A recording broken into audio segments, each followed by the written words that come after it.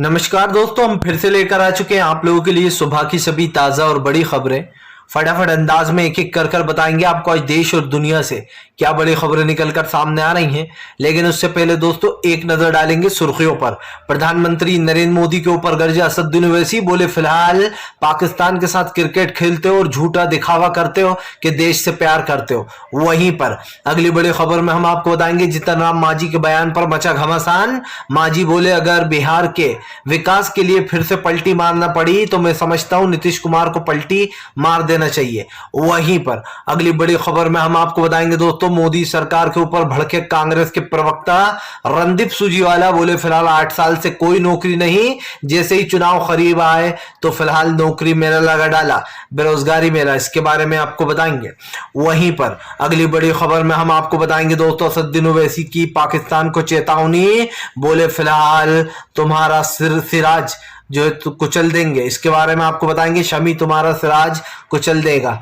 वहीं पर अगली बड़ी खबर में हम आपको बताएंगे दोस्तों, जी दरअसल आपको बता दें ट्रेन में पड़ी नमाज वीडियो हुआ वायरल तो योगी आदित्यनाथ ने कर दी एफआईआर दर्ज। वहीं पर अगली बड़ी खबर में हम आपको बताएंगे दोस्तों बिहार में नौकरियों की बहार, तेजस्वी और नीतीश बोले 20 लाख नौकरियां देंगे युवाओं को। वहीं पर अगली बड़ी खबर में हम आपको बताएंगे दोस्तों भारतीय जनता पार्टी को लगा बड़ा झटका, राहुल गांधी की भारत जोड़ो यात्रा ने मचा दिया तहलका, हर जगह राहुल गांधी की हो रही चर्चा। वहीं पर ओम प्रकाश राजभर का नीतीश के ऊपर तंज, बोले फिलहाल अगर नहीं कराई जाती है जनगणना तो चीर दूंगा, इसके बारे में आपको बताएंगे, उधेड़ दूंगा, धमकी दी है। वहीं पर अगली बड़ी खबर में हम आपको बताएंगे दोस्तों गौरव भाटिया पिटते पिटते बचा। दरअसल आपको बता दें कांग्रेस के तेज तर्रार प्रवक्ता आलोक शर्मा से भिड़ गया, आलोक शर्मा ने सुनाई खरी खोटी। तो सारी खबरें फटाफट अंदाज में एक एक कर देंगे। फिलहाल खैर चलिए बढ़ते हैं सबसे पहली और सबसे बड़ी खबर की ओर। दरअसल दोस्तों आपको बता दें प्रधानमंत्री नरेंद्र मोदी के ऊपर गरजे असदुद्दीन ओवैसी, बोले फिलहाल भारत से झूठे प्यार का दिखावा करते हैं ये लोग, अगर इतनी भारत की चिंता है तो पाकिस्तान के साथ मैच क्यों खेलते हो। दरअसल असदुद्दीन ओवैसी ने बीजेपी के ऊपर हमला बोलते हुए कहा कि पहले तो पाकिस्तान के साथ मैच खेलते हो और कहते हो नहीं हम यहां नहीं खेलेंगे लेकिन अमेरिका में खेल लेंगे। ओवैसी ने कहा कि अगर इतना ही भारत से प्यार है तो फिर पाकिस्तान के साथ मैच क्यों खेला जाता है। असदुद्दीन ओवैसी ने बीजेपी के ऊपर हमला बोलते हुए कहा कि भारतीय जनता पार्टी सिर्फ दिखावा करती है, उसको भारत से कोई प्यार नहीं है। जाहिर सी बात दोस्तों आप पाकिस्तान के साथ मैच भी खेल रहा हो, यानी कि आप गुलगुले खा रहा हो और गुड़ से परहेज कर रहा हो। आप कहते हो कि हम मैच तो खेलेंगे लेकिन पाकिस्तान जाकर नहीं खेलेंगे, अमेरिका में खेल लेंगे, इंडिया में खेल लेंगे। लेकिन आप समझिए दोस्तों ओवैसी ने कहीं ना कहीं बीजेपी की कमजोर नस पकड़ ली। असदुद्दीन ओवैसी ने कहा कि भारतीय जनता पार्टी जिस तरीके की बातें बोलती है और जो करती है उसका कोई भी जो है यहाँ पर मकसद नहीं होता। बीजेपी को घेरते हुए ओवैसी ने कहा कि भारतीय जनता पार्टी सिर्फ धर्म और जात को लेकर लोगों में नफरत फैलाती है, वो क्रिकेट जैसी चीज में भी नफरत डाल चुकी है। ओवैसी ने कहा कि अगर क्रिकेट खेलना है तो खुले मन से खेलो, क्रिकेट एक अलग चीज होती है जिसमें नफरत फैलाने की जरूरत नहीं है, लेकिन लोग आजकल क्रिकेट में भी नफरत फैला रहा है। असदुद्दीन ओवैसी ने कहा कि अगर इतनी पाकिस्तान से चिंता वो है नफरत है तो फिर पाकिस्तान के साथ क्रिकेट खेलना छोड़ दो, यहाँ नहीं खेलते लेकिन कहते हो कि हम अमेरिका में खेलेंगे। आपको बता दें सारा मामला बीसीसीआई को लेकर है। जी हाँ, तो आज जो मैच होने वाला है, आज इस मैच को लेकर जो है यहाँ पर सरकार और कहीं ना कहीं ओवैसी भिड़ गए। यही कारण है जो असदुद्दीन ओवैसी ने सरकार की बखिया उधेड़ दी है और कहा है कि फिलहाल भारतीय जनता पार्टी सिर्फ दिखावा करती है और इसकी दिखावे की सरकार है। चलिए बढ़ते हैं एक और अगली पिक ब्रेकिंग की तरफ। बता दोस्तों अगली जो बड़ी खबर निकल कर आ रही है, उत्तर प्रदेश में पड़ी नमाज वीडियो हो गया वायरल, एफआईआर भी हुई दर्ज। जी हाँ, दरअसल दोस्तों आपको बता दें उत्तर प्रदेश का एक वीडियो सोशल मीडिया पर वायरल हो रहा है, जिस वीडियो में यह दावा किया जा रहा है कि उत्तर प्रदेश की एक ट्रेन में इन लोगों ने जो है यहाँ पर नमाज पढ़ी और आते जाते यात्रियों को प्रॉब्लम होने लगी। आपको तो पता ही है दोस्तों ट्रेन के बीच में जगह होती है जहां पर बताया जा रहा है कि नमाजियों ने यही नमाज पढ़ ली। अभी तक आपको बता दें इस वीडियो का दोस्तों बिल्कुल सच फैक्ट निकल कर नहीं आया है, क्योंकि जाहिर सी बात है दोस्तों, पहले देखा जाएगा कि आखिरकार इस वीडियो सच्चा है भी या नहीं। लेकिन आपको बताया जा रहा है ट्रेन वाले इस वीडियो के ऊपर एफआईआर दर्ज कराने की मांग हो रही है और बताया यह भी जा रहा है कि एफआईआर दर्ज हो भी गई है। जी हाँ, आपको बता दें कि फिलहाल जो मुस्लिम लोग हैं वो ट्रेन में नमाज पढ़ रहे थे और ट्रेन की जो बोगी होती है दोस्तों, वहां पर आने जाने का रास्ता होता है। बताया जा रहा है कि इस रास्ते में जो यहाँ पर लोगों को दिक्कत होने लगी। अब ये कहना है कि फिलहाल उत्तर प्रदेश में इन लोगों के ऊपर केस दर्ज कर लिया गया है। लेकिन सबसे बड़ी बात यह है दोस्तों कि फिलहाल आज जो देश में चल रहा है उसको लेकर पहले से ही एक नफरतबाजी चल रही है। अगर कोई नमाज बाई चांस पढ़ भी लेता है ट्रेन में तो इसमें दोस्तों कोई बहुत बड़ी बात नहीं हो जाती। लेकिन ये वीडियो दोस्तों वायरल जानबूझकर किया गया है और इस वीडियो को दोस्तों एडिट किया गया है या क्या किया गया है ये अभी तक पता नहीं चला है। क्योंकि हम आपको बता दें, हालांकि ये वीडियो वायरल तो हुआ है और ये भी कहा जा रहा है कि फिलहाल एफआईआर दर्ज हो चुकी है इन लोगों के ऊपर। आपको बता दें, मीडिया हवाले से कई जगहों पर ये चला है कि फिलहाल ये ट्रेन वाले वीडियो में नमाज पढ़ी गई है और लोगों को परेशान किया गया है। लेकिन आपको पता हो दोस्तों, इससे पहले भी नमाज के 2-3 वीडियो वायरल हुए थे जिसमें मॉल में नमाज पढ़ी गई थी तो उन लोगों के ऊपर एफआईआर दर्ज हो गई थी। यानी कि आजकल दोस्तों कहीं भी आप नमाज पढ़ लेते हैं तो एफआईआर दर्ज हो जाती है। इससे पहले जो सरकारें थी दोस्तों वो इस तरीके का व्यवहार नहीं करती थी।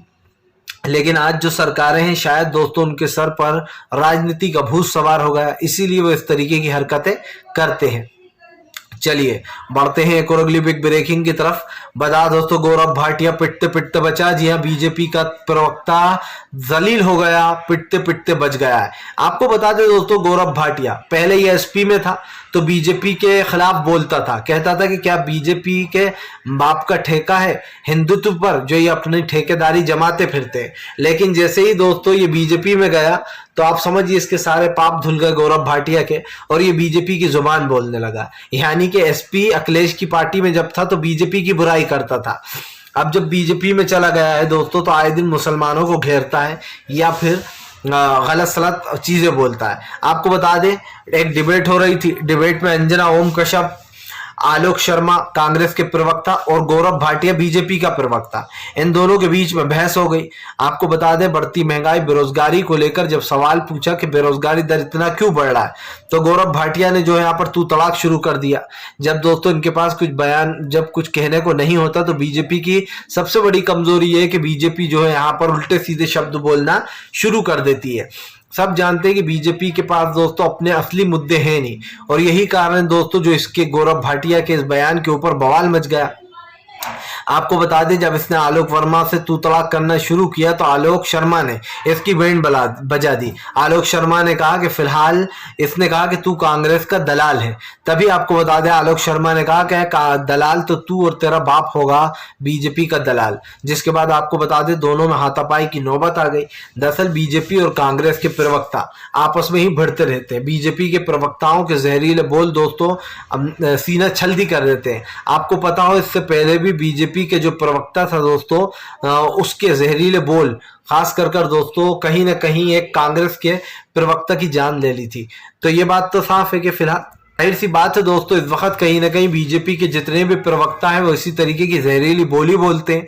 सिर्फ बीजेपी के प्रवक्ताओं से मतलब नहीं है दोस्तों, बीजेपी के जितने नेता हैं वो भी जहरीले बोल बोलते हैं। आज देश में भाईचारे की जरूरत है, प्यार मोहब्बत की जरूरत है, लेकिन बीजेपी के नेता नफरत फैलाने में सबसे आगे हैं। तो क्या कहना ये दोस्तों उचित नहीं होगा कि बीजेपी जिस तरीके की नफरत देश में फैला रही है। आप देखिए 2014 के बाद से शो में, खास करके न्यूज शोज में लाइव डिबेटें होने लगी। इससे पहले दोस्तों लाइव डिबेटें कभी नहीं हुई और अगर हुई तो ऐसी कभी नहीं हुई जिस तरीके की अब होती हैं। अब तो ऐसा लगता है दोस्तों जैसे हर न्यूज एंकर अपने यहाँ पर चार लोगों को उठाकर ले आता है और इनको आपस में ही भिड़वाता है, एक दूसरे के धर्म को गालियां देते हैं और अपना फायदा कर निकल जाते हैं।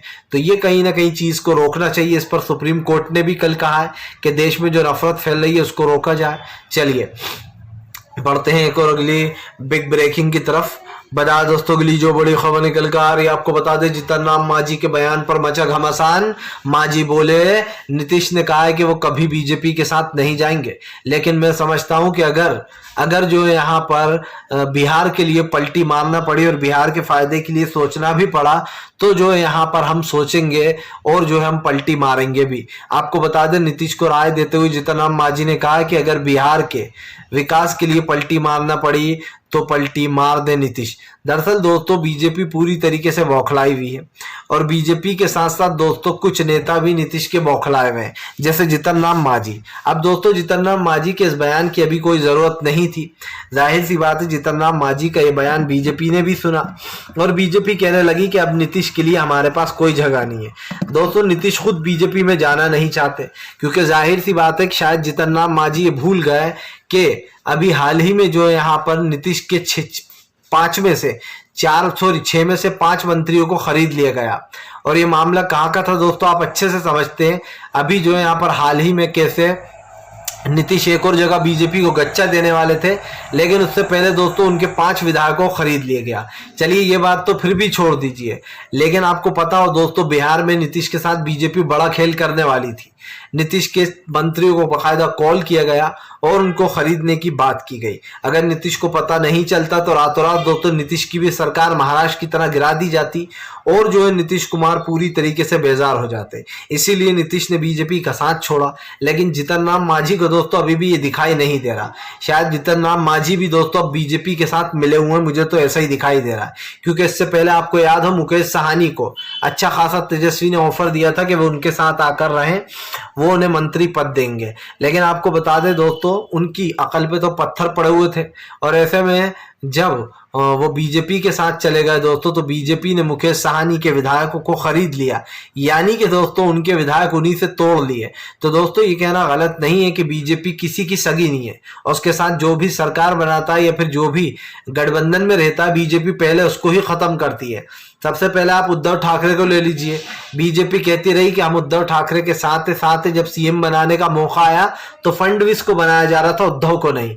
यही कारण था जो उद्धव ठाकरे बागी हो गए और बीजेपी से बगावत कर दी, जिसके बाद एनसीपी, कांग्रेस और शिवसेना ने मिलकर सरकार बनाई। उसके बाद दोस्तों महाराष्ट्र की सरकार गिर गई।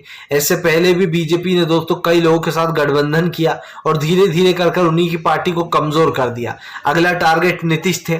जाहिर सी बात है दोस्तों नीतीश को बहुत बड़ा नुकसान होता अगर नीतीश बीजेपी के साथ होते। अब आप देखना जब चुनाव होंगे दोस्तों तो नीतीश को एक बड़ा फायदा मिलेगा। सबसे बड़ी बात यह लोकसभा चुनाव में बीजेपी का सूपड़ा साफ हो जाएगा। चलिए बढ़ते हैं एक और अगली बिग ब्रेकिंग की तरफ। बता दोस्तों अगली जो बड़ी खबर निकल कर आ रही, मोदी सरकार के ऊपर भड़की कांग्रेस, बोला 8 साल से कोई नौकरी नहीं, अब नौकरियों का मेला लगाया जा रहा है, बेरोजगारी मेला। आपको बता दें दोस्तों भारतीय जनता पार्टी 8 साल से सत्ता में, लेकिन दोस्तों बेरोजगारी दर कम नहीं बल्कि 10 गुना बढ़ गया। जो लोग कांग्रेस को कोसा करते थे और ये कहा करते थे कि बीजेपी के राज में सब कुछ सही, कांग्रेस के राज में सब कुछ गलत चल रहा है, रोजगारी बढ़ रही है, बेरोजगारी, लेकिन आज दोस्तों बीजेपी ने 10 गुना बेरोजगारी को बढ़ा दिया है। सबसे बड़ी बात यह है कि देश में महंगाई इतनी बढ़ गई है कि आम आदमी का जीना मुश्किल हो गया है। अगर सपोज दोस्तों रोज कोई 500 रुपए भी कमाकर मजदूरी कर घर ले जाता है तो उसके लिए उस 500 रुपए में घर चलाना बहुत मुश्किल की बात है। आप समझिए उस 500 में वो क्या खाएगा, क्या जो है दूसरे को खिलाएगा, क्या पढ़ाई कराएगा, क्या सब्जियां और अनाज लाएगा और क्या सेफ्टी करेगा दवा दारू की। लेकिन दोस्तों सरकार को ये दिखाई नहीं देता। जो गैस की टंकी 410 रुपए की आया करती थी, जिसपे बीजेपी की नेता स्मृति ईरानी गला फाड़ फाड़ कर चीखा करती थी और कहती थी कि गैस की टंकी के दाम बढ़ते चले जा रहे हैं एलपीजी के 410 रुपए पर। आज वही एलपीजी दोस्तों 1100 के पार चली गई है, लेकिन ये सरकार चुपचाप बैठी है। क्यों? क्योंकि अब बीजेपी की सरकार है। जो लोग दोस्तों कांग्रेस के खिलाफ आवाज उठाया करते थे, जो लोग ये कहा करते थे कि कांग्रेस में महंगाई बढ़ रही है, उन लोगों ने आज महंगाई को 100 गुना बढ़ा दिया है। लेकिन उसके बाद भी भारतीय जनता पार्टी के कान पर जू तक नहीं रेंग रही है। मैं पूछना चाहता हूं दोस्तों स्मृति ईरानी से कि आखिरकार वो जो मोर्चा खोलकर बैठ जाती थी अब वो कहां पर है? अब 1100 रुपए की टंकी पार हो चुकी है, लेकिन स्मृति ईरानी को ये दिखाई नहीं दे रहा कि आम जनता की जेब पर कितना असर पड़ रहा है। आप देखिए दोस्तों दिवाली सर पर आ रही है और दिवाली में महंगाई चरम पर पहुंच गई है। आज सब्जियां, मिठाई, दूध, मावा, जितनी घी, हर चीज महंगी हो चुकी है। यानी कि अगर दोस्तों हम गरीब आदमी की दिवाली की बात करें तो शायद वो तो दिवाली भी नहीं मना सकता, क्योंकि मोदी सरकार ने दिवाली पर लोगों को यही तोहफा दिया है, महंगाई। और जब तक दोस्तों महंगाई रहेगी गरीब आदमी इसी तरीके से जीता रहेगा। सिंपल सी बात यह है कि आज देश में जो महंगाई स्तर बढ़ा है दोस्तों उसकी जिम्मेदार सरकार है, लेकिन शायद सरकार को ये दिखाई नहीं दे रहा है कि देश का जो महंगाई स्तर लगातार बढ़ता चला जा रहा है उसको कैसे कम किया जाए। आप देखिए अभी एक रिपोर्ट हवाले से सामने आई जिसमें पाकिस्तान और बांग्लादेश जैसे छोटे देश भी दोस्तों हमसे गरीबी में पीछे हैं, यानी कि गरीबी और बेरोजगारी में हम इतने आगे पहुंच गए कि बांग्लादेश और पाकिस्तान ने भी हमको पछाड़ दिया है। और ये रिपोर्ट कार्ड दोस्तों हर बार आता है, लेकिन मोदी सरकार को ये चीजें दिखाई नहीं देती, क्योंकि सरकार को तो बस एक चीज दिखाई देती है और वो है सत्ता। किसी भी तरीके से लोगों के मन में नफरत पैदा करो, एक दूसरे से लड़वाओ और जो है अपनी सत्ता अपने हाथ में कर लो। लेकिन इस देश की जनता भी दोस्तों बहुत समझदार है। भले ही आज वो इस चुंगल में फंस रही हो, लेकिन कल आने वाले समय में बीजेपी के खिलाफ इस देश की जनता होगी। चलिए बढ़ते हैं एक और अगली बिग ब्रेकिंग की तरफ। बता दोस्तों अगली जो बड़ी खबर निकल कर आ रही है, आपको बता दो तो ओम प्रकाश राजभर की नीतीश को चेतावनी। बोले जो लोग लगातार जातीय जनगणना की बात कर रहे थे आज वो चुपचाप बैठे हुए हैं। पहले बीजेपी का बोलते थे, लेकिन अब तो नीतीश और तेजस्वी साथ हैं, अब क्यों नहीं करा रहा जातीय जनगणना। तो दोस्तों फिर तो कोई इनसे भी पूछ ले कि पहले तो आप बड़ी बड़ी बातें कर रहे थे कि एसपी के साथ ये कर दूंगा, योगी आदित्यनाथ को कटोरे से भीख मंगवाऊंगा, लेकिन आज दोस्तों ओम प्रकाश राजभर फिर से बीजेपी के एजेंडे पर काम कर रहा है। दरअसल ओम प्रकाश राजभर दोस्तों इन दिनों बिहार में वो यात्रा निकाल रहा है, जिसके बाद दोस्तों ओम प्रकाश राजभर ने एक बयान दिया, जिस बयान में ओम प्रकाश राजभर बोलता हुआ नजर आता है कि फिलहाल मैं नीतीश की खाल उधेड़ दूंगा अगर उन्होंने जातीय जनगणना नहीं कराई तो। आपको बताते चले दोस्तों जातीय जनगणना को लेकर सियासत तेज है। अगर इतना ही दोस्तों जातीय जनगणना से प्रेम है तो मैं पहले पूछना चाहता हूं ओपी राजभर से कि बीजेपी के राज्य में क्यों नहीं जा रहा है वो, जहां बीजेपी शासित राज्य सरकारें हैं दोस्तों, वहां जाकर ओम प्रकाश राजभर ये क्यों नहीं कह रहा कि भैया जातीय जनगणना कराओ, सिर्फ दोस्तों बिहार में ही क्यों? क्योंकि इसका मतलब समझिए, बिहार में बड़ी चालाकी से गृह मंत्री अमित शाह ने ओपी राजभर को पीछे लगा दिया नीतीश और तेजस्वी के। और आपको पता ही होगा कि अभी हाल ही में बिहार में दौरे पे गए भी थे जो यहाँ पर। और ऐसे में दोस्तों ये कहना गलत नहीं होगा कि फिलहाल जो है नीतीश की सरकार को गिराने की कोशिश की जा रही है और पीछे ओम प्रकाश राजभर को लगा रखा है। लेकिन गृह मंत्री अमित शाह शायद ये भूल गए दोस्तों कि बिहार एक ऐसी राजनीति है, बिहार जिसको कोई समझ नहीं पाया कभी, खास कर नीतीश कुमार को, क्योंकि नीतीश कुमार ने दोस्तों कई बार पलटी मारी, कई बार राजनीति का बदलाव किया और नीतीश कुमार बीजेपी से 10 कदम आगे ही रहते हैं। इस बात को झुटलाया नहीं जा सकता कि नीतीश को दोस्तों लोग पसंद करते हैं। सबसे बड़ी बात यह कि नीतीश कुमार की कहीं ना कहीं जो राजनीति है दोस्तों बीजेपी के खिलाफ होती है। चलिए बढ़ते हैं एक और अगली बिग ब्रेकिंग की तरफ। बता दोस्तों अगली जो बड़ी खबर निकल कर आ रही है, आपको बताते चले दोस्तों मोदी सरकार के ऊपर भड़की कांग्रेस। बोले फिलहाल 8 साल से कोई रोजगार नहीं, लेकिन अब जो रोजगार मेला लगाया जा रहा है। दरअसल दोस्तों 2024 के चुनाव जीतने के लिए अब मोदी सरकार ने चाल चल दी है। आपको तो पता ही है कि देश में बेरोजगारी दर बढ़ता चला जा रहा है और ऐसे में प्रधानमंत्री नरेंद्र मोदी चुनाव के मद्देनजर रखते हुए दोस्तों एक बार फिर से जनता को झांसा देने आ गए। दरअसल उन्होंने पीएम नरेंद्र मोदी ने देखा कि बिहार में नौकरी चल रहा है, तो मैं भी अब नौकरी की बात करूंगा। आम आदमी पार्टी नौकरी की बात कर रही है तो मैं भी करूंगा। इससे पहले अरविंद केजरीवाल की नकल करते हुए पीएम नरेंद्र मोदी दोस्तों सेम टू सेम गुजरात के स्कूल में जाकर बैठ गए थे। अब हम आपको बता दें कि दरअसल मोदी सरकार का कहना है कि वो फिलहाल लोगों को नौकरियां दे रहे हैं इस मेले में। लेकिन सबसे बड़ी बात यह है दोस्तों कि 8 साल से सरकार कहाँ थी जब मोदी जी ने कहा था कि मैं आते से ही रोजगार दूंगा। 2014 में प्रधानमंत्री नरेंद्र मोदी की सरकार बनी, उन्होंने वो सत्ता में आने के बाद दोस्तों प्रधानमंत्री नरेंद्र मोदी ये बता नहीं पा रहे हैं कि फिलहाल हो क्या रहा है देश में। रोजगार के ऊपर दोस्तों कोई बात नहीं होती है। जाहिर सी बात है कि सरकार से जब भी रोजगार की बात होती है तो सरकार यूटर्न ले लेती है। प्रधानमंत्री नरेंद्र मोदी दोस्तों पूरी तरीके से फेल हो चुके हैं। बढ़ती महंगाई, बेरोजगारी और गरीबी इसने दोस्तों चरम सीमा पर जो है यहाँ पर लगा दी है। अब ये कहना तो गलत नहीं होगा दोस्तों कि आज देश की परिस्थितियां बदल चुकी हैं। देश में जो महंगाई और बेरोजगारी का दर है दोस्तों वो कई बड़े सवाल उठा रहा है। तो ये कहना गलत नहीं होगा कि प्रधानमंत्री नरेंद्र मोदी दोस्तों पूरी तरीके से घिर चुके हैं। और सबसे बड़ी बात यह है कि आज देश की जनता देख रही है कि ये सरकार लोगों को कैसे ठग रही है, कैसे धोखा दे रही है।